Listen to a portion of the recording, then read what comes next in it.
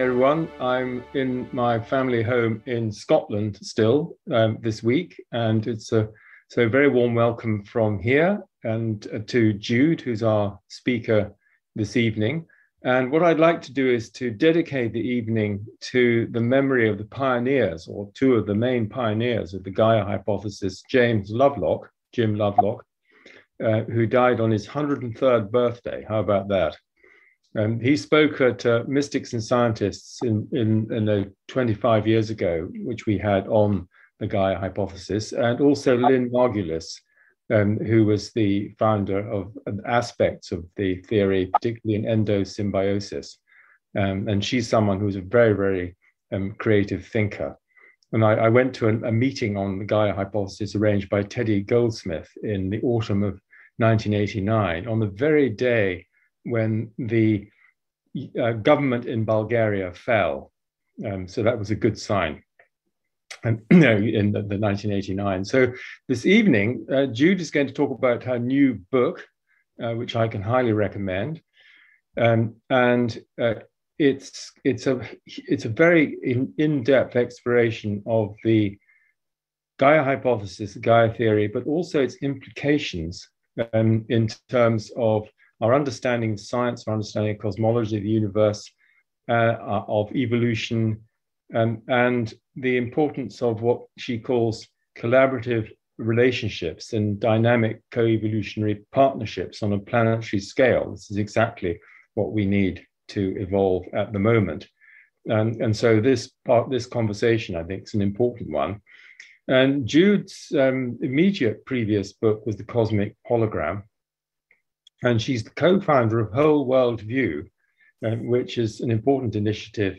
And it's sort of self-explanatory, the title, and has had a career as cosmologist, healer, futurist, and of course, author. And so it's a very great pleasure to welcome you here, an old friend. Jude, I'm going to hand right over to you. Thank you, David. As always, it feels amongst friends at the Scientific and Medical Network. And it also feels very timely to be here because not only did David mention Lynn and Jim, also my dear friend Elizabeth Sartoris has been working in a seminal way as Gaia, as a sentient being within a sentient evolutionary universe. And I think the other thing that I'd like to refer to is that today is the International Day of Peace. And I was involved on Saturday for the opening of World Peace Week. And I spoke of us healing ourselves from pieces to peace, when we can heal our worldview from the old paradigm of materialist separation to the emergent worldview, which of course is also the ancient and universal wisdom teachings perspective of essentially the unified nature of reality. Then instead of behaviors that stem from the illusion of separation, we can transform into behaviors that stem from that rootedness in the existential understanding of unity and unity in diversity.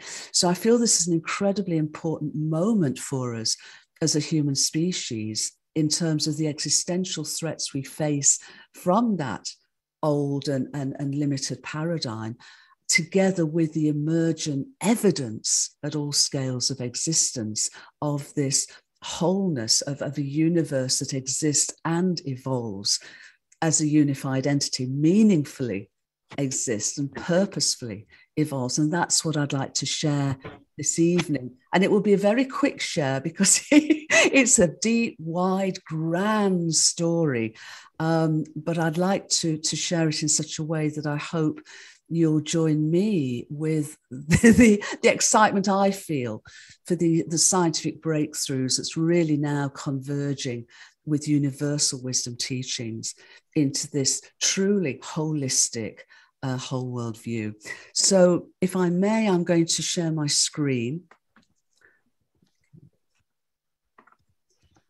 And just to say that I'm going to start tonight, I'm going to speak for about 45, 50 minutes, which gives us, I hope, really good time for questions and explorations. But also to say that, here we go. I'm going to be showing a video to begin with. And the sound on the video, we've just checked it, is a little low. So may I suggest that if you Everything breathes. increase your sound, that would be great. People breathe. Plants breathe. Planets breathe. Our whole universe breathes. It began to breathe nearly 14 billion years ago. Instead of a big bang, it began as the first moment of an ongoing big breath. Like a baby, it was born as simple as possible, but no simpler, to be able to grow and vitally to evolve. From hydrogen to stars, and eventually to planets and plants and people. The hydrogen in the water of our bodies and in the waters of our planetary home Gaia is only a few minutes younger than our universe. All else that makes up us and Gaia was created in stars billions of years ago. Our story is the story of our universe. Yet, what really is the reality of our universe? And who really are we?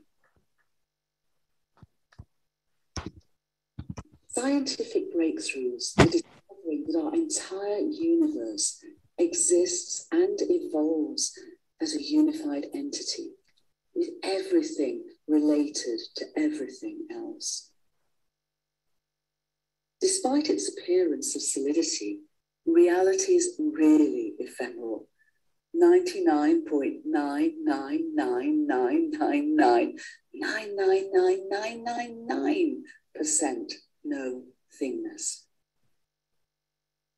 Its material appearance, seemingly made up of separate objects, isn't its deeper reality. All its energy and matter and space and time are its appearance, not its deeper reality. Instead, they emerge from more fundamental levels of cosmic intelligence and causation. Cosmic intelligence and causation that expresses itself as meaningful information. Meaningful information that informs all we call reality. Meaningful information that's expressed in complementary ways as energy and matter, space and time. And holographically manifested, our universe is literally a cosmic hologram.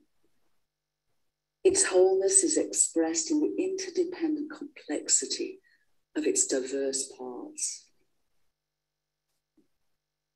The alphabet of its informational language is made up of only two letters, 1 and 0. Just as in our digitized technologies, they combine meaningfully to inform all we call reality, from hydrogen to stars to planets and plants and people. Like our digitized technologies, universal digitized information is pixelated. The scale of our universe's pixelation, though, is more than a trillion times smaller than our best high-definition technologies. As small as to the size of an atom is to our entire universe. Named after Max Planck, one of the greatest pioneers of quantum theory, from the minute pixelated Planck scale, the appearance of our entire universe emerges. The dynamic informational patterns and processes of its wholeness are being discovered at all scales of existence, from atoms to our entire universe, and through many fields of research, ranging from physics and chemistry to biology and the studies of collective human behaviors. Instead of a great thing, our universe is a great informational thought in the infinite and eternal mind of the cosmos. We don't have mind and consciousness. We and the whole world are mind and consciousness. Beginning 13.8 billion years ago, not in the implied chaos of a Big Bang, but as the first moment of a wonderfully fine-tuned, beautifully ordered and ongoing big breath, our unified, conscious, and essentially living universe exists to evolve. As space expands from its minuscule birth and time flows from past to present to future, its profound evolutionary impulse from simplicity to complexity and ever greater levels of diversity and self-awareness is not random, but informationally and purposefully guided. We inform and are informed by our entire universe. We are its microcosmic co-creators. We are family members of its vast communities of life. This is who we really are. Our planetary home Gaia has evolved for 4.5 billion years. Over all this time, collaborative and co-evolutionary partnerships have continued to evolve on a planetary scale. Scientific breakthroughs are revealing we are self-aware beings belonging to an evolutionary and conscious universe and an evolutionary and conscious planetary home. The new science of this emerging whole worldview is a science of love, of interconnectedness, of interdependence, and of interbeing. Yet, we've forgotten that we're inseparable from each other, Gaia, and our whole universe. As a result, we've come to a tipping point as a species and as a planet. To survive and thrive, we can't be as we have been. This is our moment of choice. We need to wake up and remember that we're inseparable and realize that now our own conscious evolution is a vital part of Gaia's own evolutionary progress and purpose. The new science of love is showing that we are multidimensional beings with natural, supernormal superpowers of intuition and much more. This is who we can remember we really are. This is who we can evolve to become.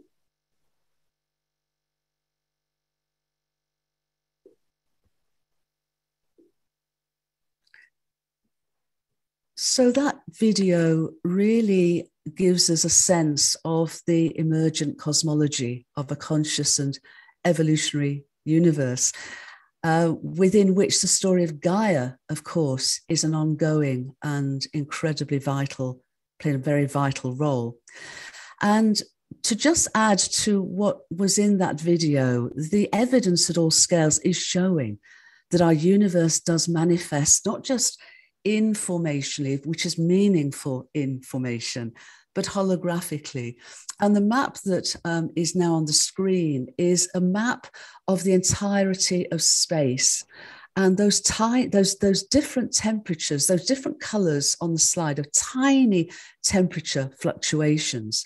And those fluctuations reveal the exactly same patterns, the dynamic patterns that are the signature of the cosmic hologram that we found from atoms through our own planetary system to galaxies, to whole vast swathes of galaxies, to the whole of space, because this map is of the relic radiation left over from the earliest epoch of our universe.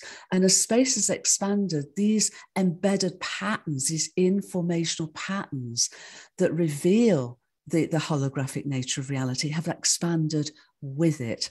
So we've now, over the last few years, and this was discovered in 2017, really now have this evidence of that fractal signature of the cosmic hologram that we know now is at cosmological scales, and every scale from then on down. And in 2018 at MIT, scientists also were able to show that our universe exists and evolves as a non-locally unified entity. In other words, it simultaneously knows itself, whereas within space-time, there's a cosmic speed limit, which is the speed of light. But this universal non-locality was actually a prediction of the earliest quantum theorists, but it's only been in the last generation that we've been able to experimentally prove it at much larger than quantum scales through what's called entangling particles, first in the laboratory, but then further and further afield. And what the MIT scientists were able to do in 2018 was remarkably entangle laboratory photons of light with starlight from 600 light years away, and even more at a cosmological scale with light from a quasar, which is an active galactic center, 12.2 billion light years away. So that light left that quasar 12.2 billion years ago, and yet was able to be entangled, showing that non-locality is not just at the quantum scale, it is at the universal scale. And that's required, as I say, both by quantum theory, but it also enables this emergent paradigm, this whole worldview, this cosmic hologram perspective, to actually naturalize both multidimensional phenomena and experiences and what's often called supernormal experiences and phenomena, such as intuition, such as telepathy. So in a very, very exciting step on our journey as a human species, when the mystics throughout history are actually now telling us what they've told us. Now leading edge science is coming to stand alongside and completely be congruent and agree with of the unified nature of reality. So this I shared in the cosmic hologram, which I think Phil showed on the screen earlier, very kindly. This came out in 2017, and the evidence continues to expand, but it's the continuing direction of travel. There's nothing being shown that disagrees with everything that I'm sharing tonight, but more and more evidence is coming forward to substantiate the informed, holographic, and unified nature of our universe, and the underpinning and framing and all pervasiveness that is mind and consciousness. So as the video mentioned, our universe began not in the perceived and implied chaos of a big bang. Of course, it wasn't big and it wasn't a bang, but it began in a minute form, in an incredibly, extremely fine-tuned way. So more of the beginnings of a big breath, and an ongoing big breath, because as space has expanded and time has flowed ever since from that beginning 13.8 billion years ago, ever more evolutionary impulse has been embodied from simplicity to complexity. And that extreme fine-tuning, Lee Smolin of the Perimeter Institute in Ontario, Canada, once calculated just how extreme fine-tuned our universe is. And he looked at a number of fundamental relationships and came to the conclusion that if those had been slightly different, to the tune of 1 part in 1,000 trillion trillion, our universe could barely have begun, let alone have come to this incredibly abundant, complex, and diverse expression of its unity. And when our universe began, in that first moment of the big breath and the ongoing big breath, it was incredibly hot and yet also incredibly ordered. And that intense heat, the hottest it has ever been, because as space has expanded ever since, the temperature of space has reduced.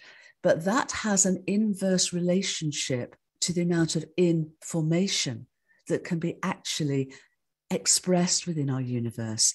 So at that very beginning, that birth point, the temperature was its highest, its informational content was at its lowest. And ever since, the temperature has dropped and the information content has increased. It's the most beautiful, as a scientific nerd, it is the most incredibly gorgeous way of creating a universe. But it was so hot in that earliest epoch that space was not transparent to light, but it was to sound. And we know now for that first 380,000 years or so, sound was pulsing through space as the ancient tradition of the primordial Om. Truly, our universe began its journey with a primordial Om. And then as the space had expanded enough and the temperature fallen enough to actually what's called the recombination area, when atoms could come together, space then became transparent. So in the beginning was sound, and then there was light. And then all of the order that the pulses of the Om had sort of moved the very, very early energy and matter, that then eventually became the first stars and galaxies, and over generations of stars until the journey continued in its ongoing complexity.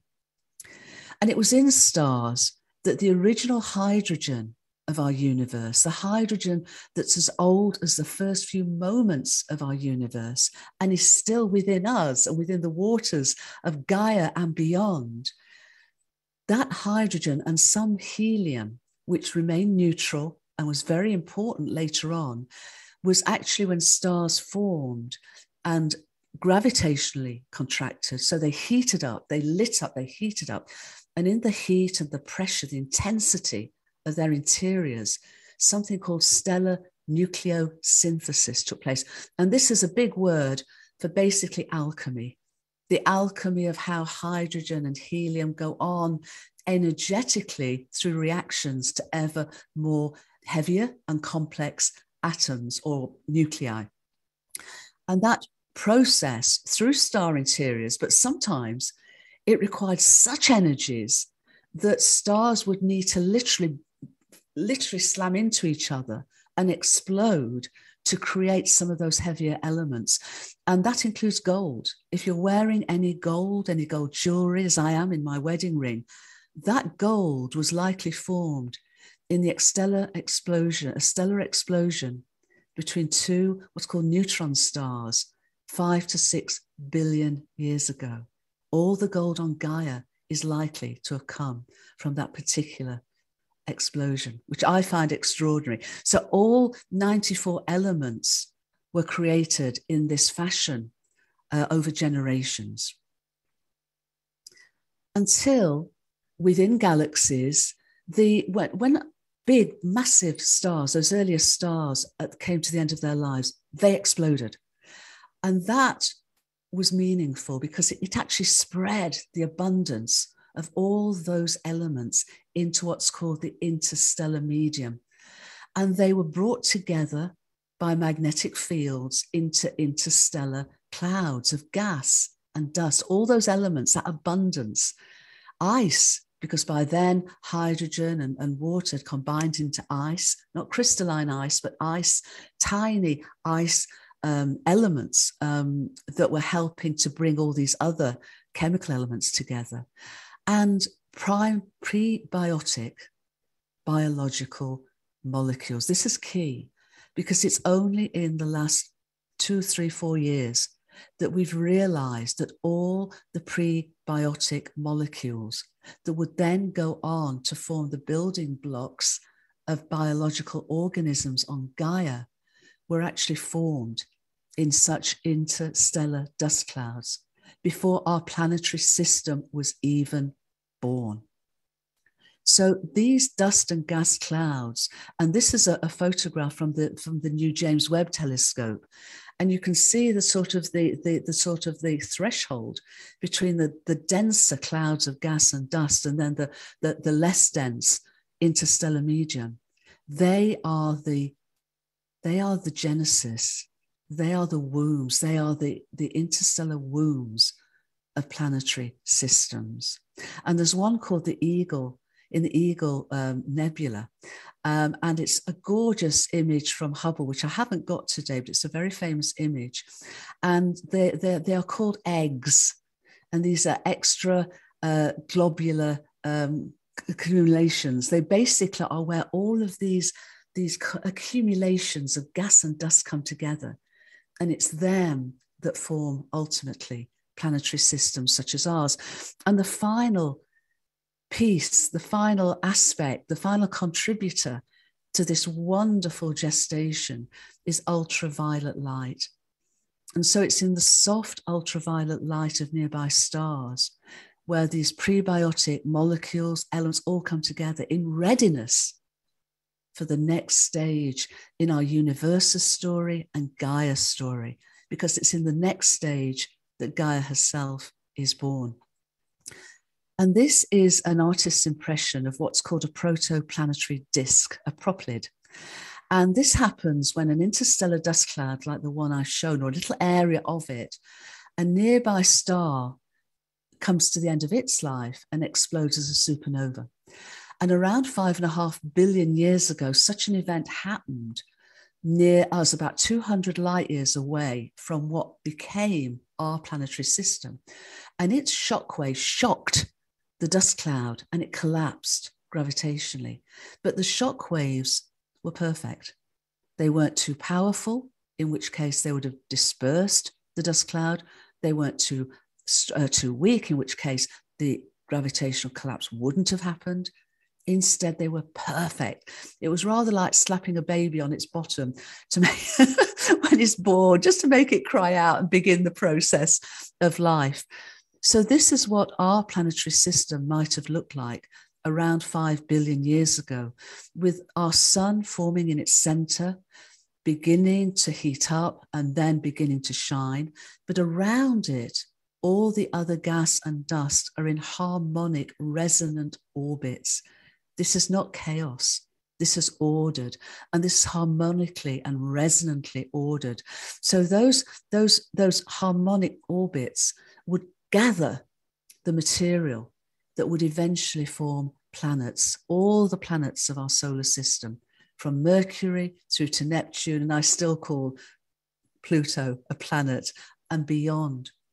And the story of our solar system itself is extraordinary. We don't have time to really go into this tonight, but our solar system did not look 5 billion years ago as it looks now. Not only were the planets forming, but when they did form, and they formed fairly quickly, they weren't necessarily in the places they are now.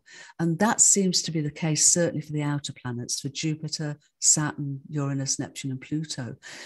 And their relationships caused disruptions in those harmonic resonant orbits, which then were disrupted in such a way that it seems that Jupiter started to move inwards towards the sun, followed by Saturn.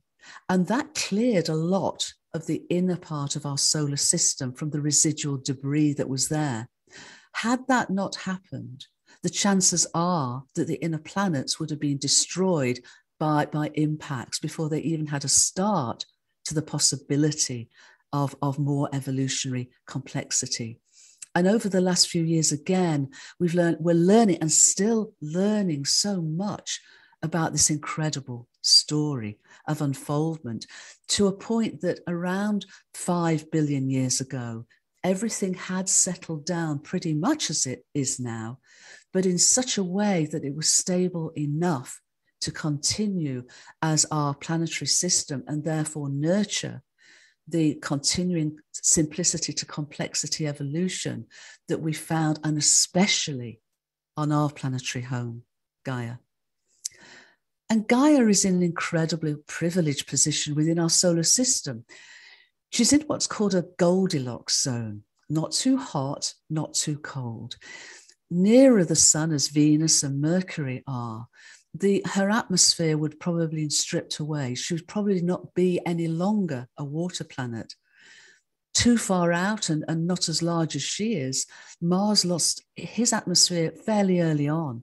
So while both Venus and Mars may also have originally been water planets and also may have originally given birth to or able to nurture the very beginnings of biological life, they were unable to sustain it.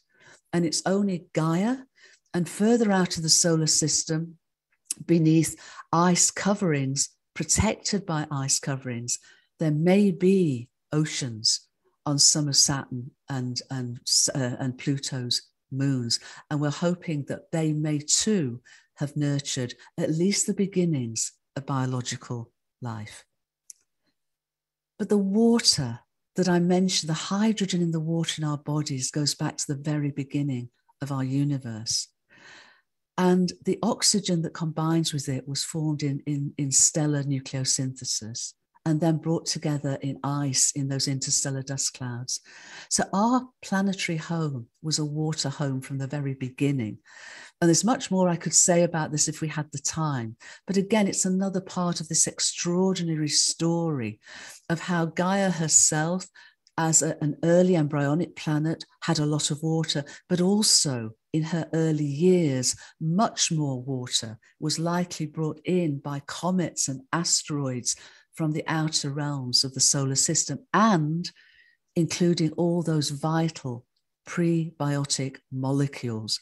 So that when Gaia, from a very young age, it wasn't very long after she formed, that it appears now that she wasn't the hellish place that scientists used to think she was, but she was relatively benign in terms of being able to nurture biological life very early on, and with all of the building blocks for it that were already there in interstellar dust clouds. The other thing to mention at this point is the importance of Sun, Sol, Moon, Luna, and Gaia as a trinity, because again, we are in the right place, distant from Sun, for us to be heated, for able to have liquid water on the surface of Gaia, but also our moon, Luna, is vital, because Earth Moon is almost like a double system, like a binary system. Very early on, after Gaia's birth, she was not as she is now. She was much smaller.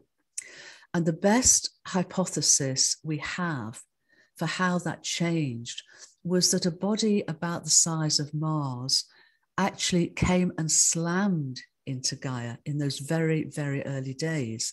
But that impact actually created the moon. And in doing so, the residual part of that body still remains deep within Gaia.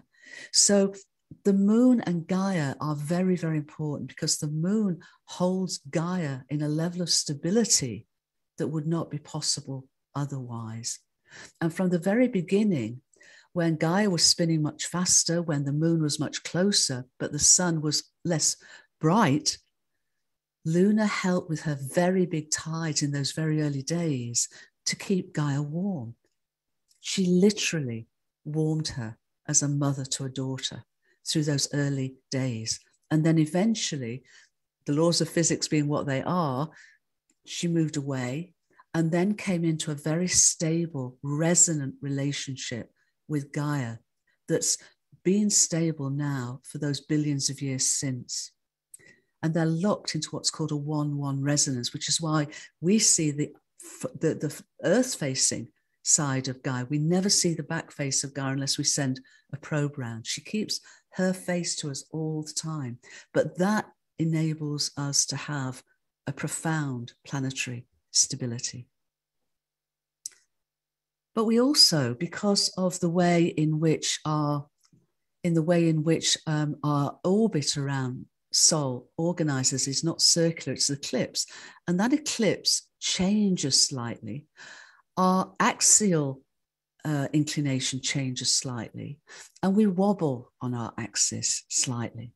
Well, all of those come together to do over tens and 100 or more thousand years in a series of interlinked cycles named after a Serbian researcher, Slivan Milankovic, allow for a level of variability on Gaia that is not so extreme as it would be absolutely destructive of her life forms, but it does allow for variability.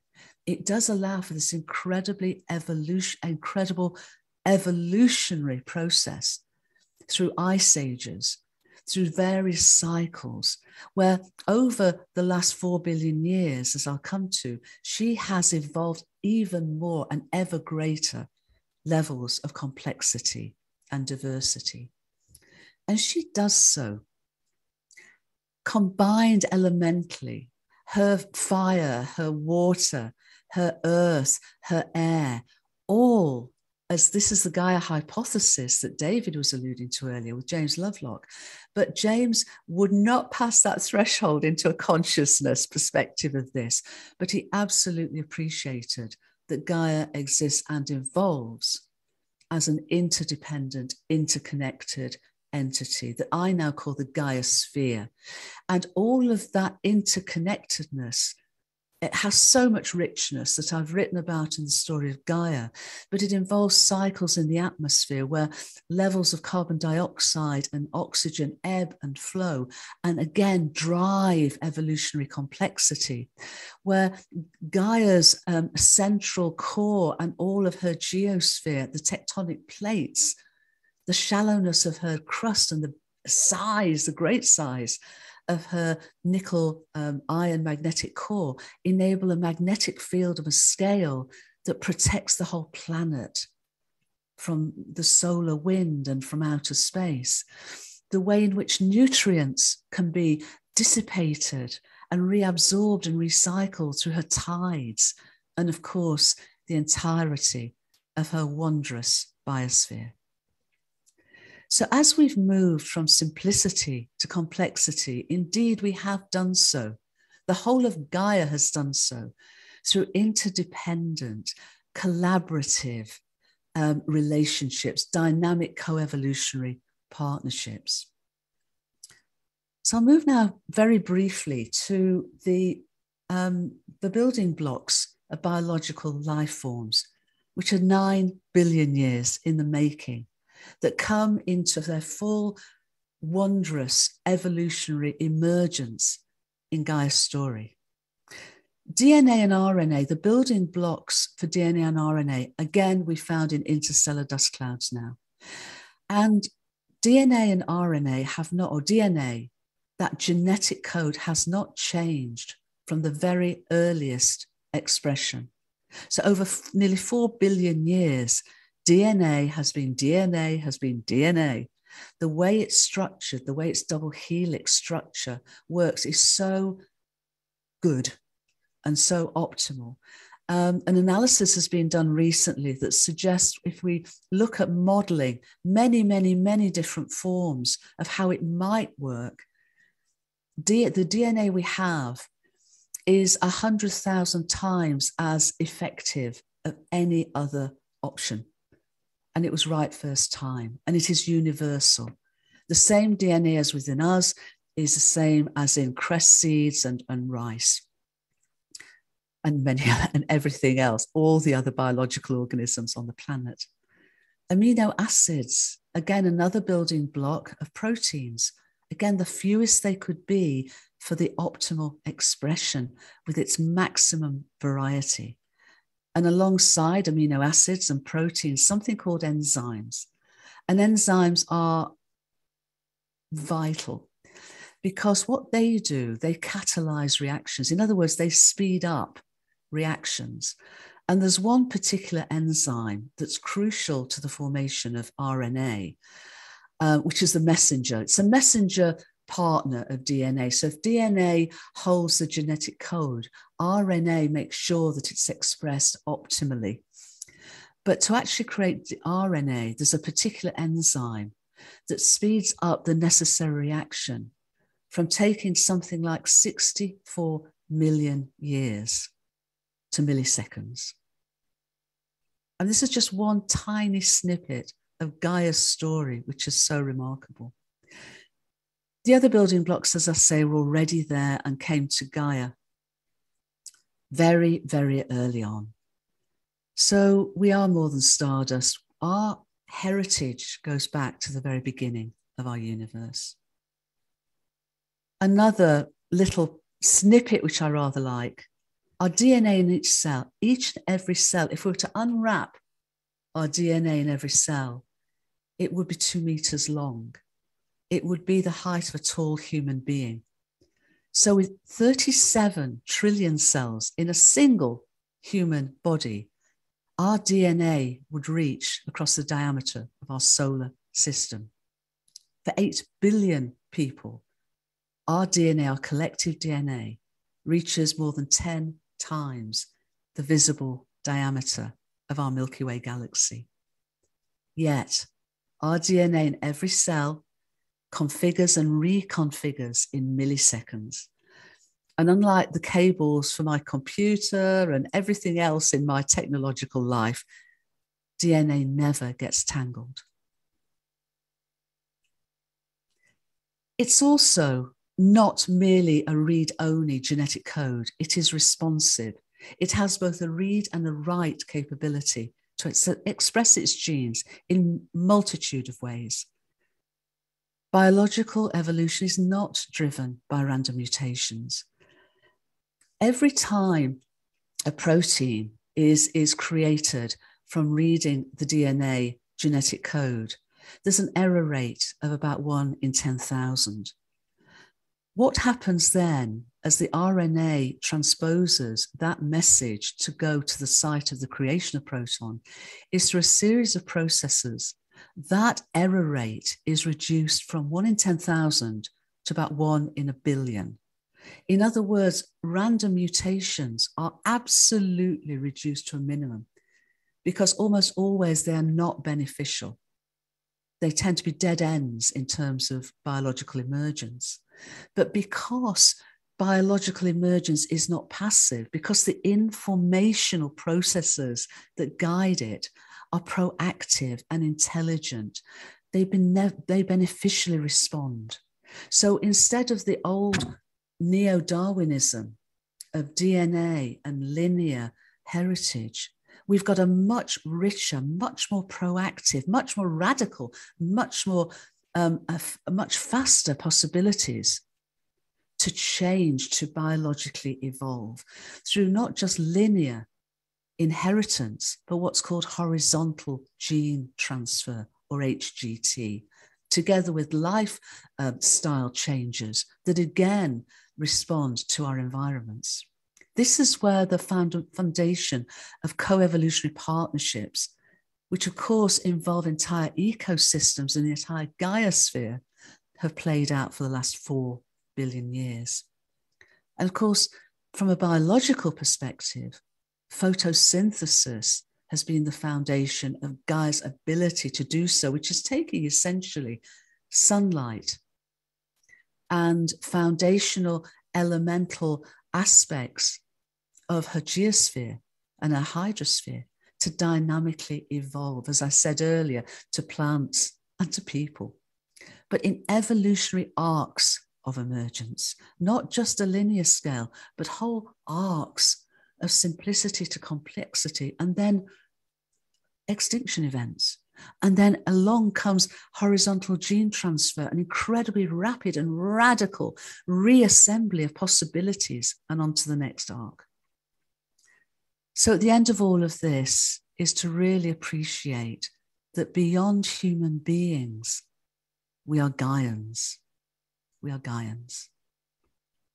And Gaia's own continuing emergence is embodied in collaborative and co-evolutionary partnerships with a conscious evolution, our conscious evolution, vital to Gaia's own evolutionary progress and purpose.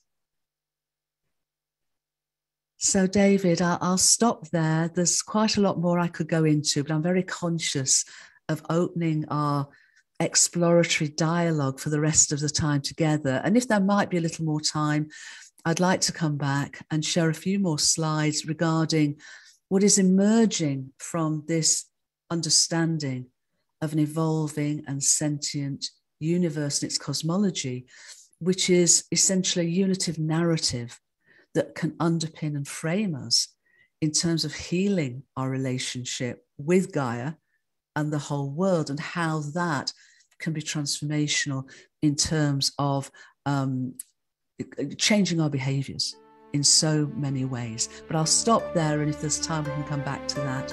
Otherwise, another day. Yes, thank you so much, Jude.